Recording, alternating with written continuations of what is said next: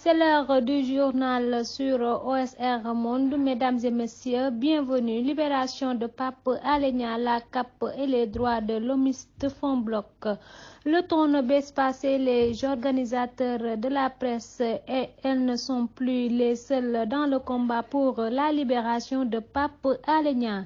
Hier, à la Maison de la Presse, Babacar Touré, la coordination des associations de presse CAP, a reçu des organisations de défense des droits de l'homme pour tirer dans le même sens.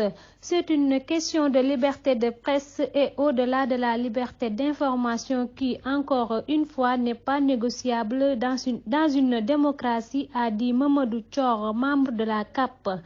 Entre autres organisations présentes à la rencontre du lundi, il y avait article 19, la RADDHO, Amnesty Sénégal, la LSDH et Afrikajom Center.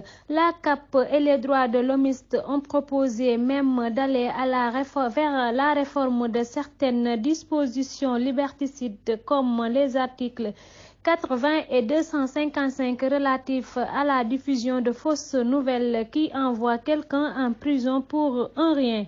Seydi Gassama a souligné que le combat de la CAP est un combat pour le respect d'une liberté fondamentale dans une démocratie pour préserver aussi les acquis démocratiques.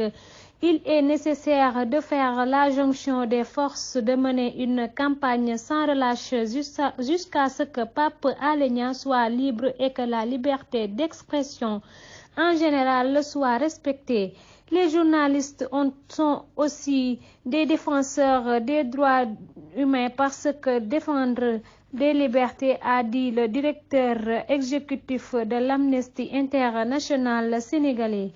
Il invite tous les Sénégalais, quelle que soit leur appartenance politique, puisque les libertés sont en danger, à faire de l'élargissement du journaliste leur combat. Dans ce sens, la CAP a rappelé la suite de son plan d'action après le bandeau de l'édito mercredi. Il y aura aussi à la Maison de la Presse un grand rassemblement à 10 heures.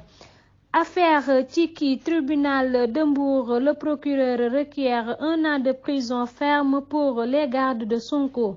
Les 5 gardes du corps de Ousmane Sonko et leurs accusateurs dans l'affaire dite de la rixe de Tchiki, Oumar Dione, étaient ce mardi devant la barre du tribunal de la grande instance de Mbour. Pour aujourd'hui, mesdames et messieurs, merci d'être fidèles au programme d'OSR Monde.